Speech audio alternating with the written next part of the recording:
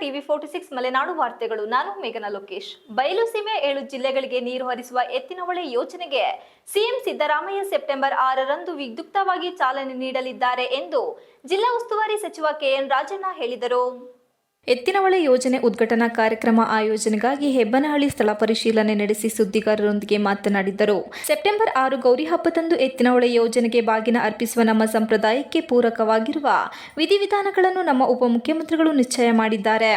September 6ರಂದು ಮುಖ್ಯಮಂತ್ರಿಗಳು ವಿದ್ಯುಕ್ತವಾಗಿ ಎತ್ತಿನಹೊಳೆ ಯೋಜನೆಗೆ ಚಾಲನೆ ಕೊಡಲಿದ್ದಾರೆ ಎಂದರು. ಪಶ್ಚಿಮಾಮುಖವಾಗಿ ಹರಿಯುವ ನೀರನ್ನು ವಿರುದ್ಧ ದಿಕ್ಕಿಗೆ ಪೂರ್ವಾಭಿಮುಖವಾಗಿ ಹರಿಸುವ ವಿನೂತನವಾದ ಯೋಜನೆ ಇದಾಗಿದ್ದು 7 ವಿಆರ್ಗಳನ್ನು ನಿರ್ಮಿಸಲಾಗಿದೆ. ಈಗಾಗಲೇ ನೀರನ್ನು ಕೂಡ ಸಂಗ್ರಹ ಮಾಡಲಾಗಿದೆ ಎಂದರು. ಕೆಲವೆಡೆ ಅರಣ್ಯ ಇಲಾಖೆ ಆಕ್ಷೇಪ ಇರುವುದರಿಂದ ನಾಲೆ ನಿರ್ಮಾಣಕ್ಕೆ ಅಡಚಣೆ ಆಗಿದೆ. ಆದ್ದರಿಂದ ವಾಣಿವಿಲಾಸ ಸಾಗರಕ್ಕೆ ನೀರು ಹರಿಯುತ್ತಿದೆ. ಮುಂದಿನ ವರ್ಷ ಜಿಲ್ಲೆಯ ಅರಸೀಕೆರೆ ತಾಲೂಕು ಸೇರಿದಂತೆ 7 ಜಿಲ್ಲೆಗಳಿಗೂ ನೀರು ಪೂರೈಕೆ ಮಾಡಲಾಗುವುದು. ಉಪಮುಖ್ಯಮಂತ್ರಿಗಳು ಎಲ್ಲಾ ಅಡಚಣೆಗಳನ್ನು ನಿವಾರಣೆ ಮಾಡಿದ್ದಾರೆ ಎಂದರು.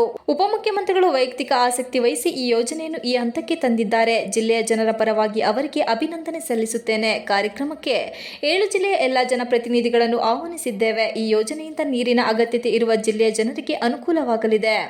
ಬಾಕಿ ಇರುವ ಕಾಮಗಾರಿಗಳನ್ನು ಅತಿ ತುರ್ತಾಗಿ ಮಾಡಿ ಮುಂದಿನ ವರ್ಷ 7 ಜಿಲ್ಲೆಯ ಕೆರೆಗಳಿಗೆ ನೀರು ಹರಿಸುತ್ತೇವೆ. ಅಧಿಕಾರಿಗಳು ಜವಾಬ್ದಾರಿ ವಹಿಸಿ ಕೆಲಸ ಮಾಡಿದ್ದಾರೆ. ಗುತ್ತಿಗೆದಾರರು ಕೂಡ ಕಷ್ಟದ ಪರಿಸ್ಥಿತಿಯಲ್ಲಿ ಯೋಜನೆ ಕಾಮಗಾರಿ ಮಾಡುತ್ತಿದ್ದಾರೆ.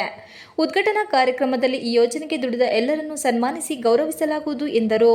ಈ ಸಂದರ್ಭದಲ್ಲಿ ಸಂಸದ ಶ್ರೇಯಸ್ ಎಂ ಪಟೇಲ್, ಅರಸೀಕೆರೆ ಶಾಸಕ ಕೆಎಂ ಶಿವಲಿಂಗೇಗೌಡ, ಎತ್ತಿನಹೊಳೆ ಯೋಜನೆಯ ಮುಖ್ಯ ಇಂಜಿನಿಯರ್ ಸಣ್ಣ ಚಿತ್ತಯ್ಯ, ಜಿಲ್ಲಾಧಿಕಾರಿ ಸಿ ಸತ್ಯಭಾಮ, ಜಿಲ್ಲಾ ಪಂಚಾಯಿತಿ ಮುಖ್ಯ ಕಾರ್ಯನಿರ್ವಹಣಾಧಿಕಾರಿ ಪೂರ್ಣಿಮಾ, ಕಾಂಗ್ರೆಸ್ ಮುಖಂಡ ಮುರಳಿ ಮೋಹನ್ ಇತರರು ಇದ್ದರು. MB Umesh, TV 46 Malenadu news, Sakleshpur. ಇದೊಂದು ಹೆಡ್ ವರ್ಕ್ಸ್ ಅಂದ್ರೆ ಲಿಫ್ಟ್ ಕಾಂಪೋನೆಂಟ್ ಅಂತೀವಿ. ಎರಡನೇದು ಗುರುತ್ವ ಕಾಲುವೆ ಅಂದ್ರೆ ಗ್ರಾವಿಟಿ ಕೆನಾಲ್ 261 ಕಿಲೋಮೀಟರ್ ಇದೆ. ಆಮೇಲೆ 5 ಫೀಡರ್ ಬರುತ್ತೆ. 4ನೇದು ಸಮತೋಲನ ಜಲಾಶಯ. ಅದರಲ್ಲಿ ಈಗ ಮೊದಲನೇ ಹಂತದ ಕಾಮಗಾರಿ ನಮ್ಮದು ಹೆಡ್ ವರ್ಕ್ಸ್, ಇದು ಲಿಫ್ಟ್ ಕಾಂಪೋನೆಂಟು ಸಂಪೂರ್ಣ ಕಂಪ್ಲೀಟ್ ಆಗಿದೆ. ಅದರಲ್ಲಿ 8 ವಿಯರ್ ಇದೆ, 9 ಪಂಪ್ ಹೌಸ್ ಇದೆ, 8 ಸಬ್ ಸ್ಟೇಷನ್ಸ್ ಇದೆ, 126 ಕಿಲೋಮೀಟರು ಪೈಪ್ಲೈನ್ ನೆಟ್ವರ್ಕ್ ಇದೆ, 343 ಈ ಥರದ್ದು ಟವರ್ಸ್ ಇದೆ, 52 ಕಿಲೋಮೀಟ್ರು ಸ್ಟ್ರಿಂಗಿಂಗ್ ಲೈನ್ ಇದೆ. ಇದು 4115 ಕೋಟಿ. 2014 ಮಾರ್ಚಲ್ಲಿ ಸ್ಟಾರ್ಟ್ ಆಯಿತು. ಈಗ 2024ರಲ್ಲಿ ನಾವು ಕಂಪ್ಲೀಟ್ ಮಾಡಿದ್ದೀವಿ.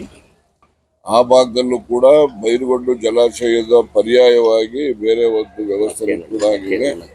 ಲಕ್ಕೇನಹಳ್ಳಿ ಹತ್ರ ಮಾಡ್ತಾ ಇದ್ದಾರೆ.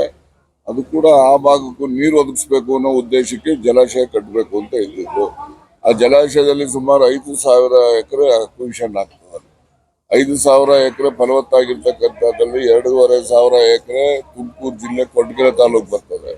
ಇನ್ನು 2,500 ಎಕರೆ ದೊಡ್ಡಬಳ್ಳಾಪುರ ಜಿಲ್ಲೆ ದೊಡ್ಡಬಳ್ಳಾಪುರ ತಾಲೂಕು ಬೆಂಗಳೂರು ಜಿಲ್ಲೆಗೆ ಹೋಗ್ತದೆ. ಹೀಗಾಗಿ ನ್ಯಾಚುರಲ್ ಆಗಿ ಒಂದೇ ಪ್ರಾಜೆಕ್ಟ್ ಅಲ್ಲಿ ಸೇರ್ತಕ್ಕಂಥ ಭೂಮಿಗೆ ಈ ಕಡೆ ಗೈಡೆನ್ಸ್ ವ್ಯಾಲಿ ಲೆಕ್ಕ ಹಾಕಿದ್ರೆ ಇಲ್ಲಿ 8-9 ಲಕ್ಷ ಬರ್ತದೆ. ಅವರ 2,500 ಎಕರೆಗೆ 30 ಲಕ್ಷ 40 ಲಕ್ಷ ಬರ್ತದೆ. ಸರ್ವಸಾಮಾನ್ಯ ರೈತರ ವಿರೋಧನೂ ಇರ್ತದೆ. ಬಟ್ ನನಗೂ ಕೂಡ ವೈಯಕ್ತಿಕವಾಗಿ ಆ ಜಲಾಶಯ ಕಟ್ಟೋದ್ರಿಂದ ಬಹಳಷ್ಟು ಫಲವತ್ತಾದಂಥ ಭೂಮಿ ಮುಳುಗಡೆ ಆಗ್ತಾ ಇತ್ತು. ಅದು ಪ್ರಾರಂಭದಲ್ಲಿ ಇವ್ರು ಮಾಡುವಾಗ ನಾನು ಕೂಡ ವೈಯಕ್ತಿಕವಾಗಿ ಅದ್ರ ಪರವಾಗಿ ಇರಲಿಲ್ಲ.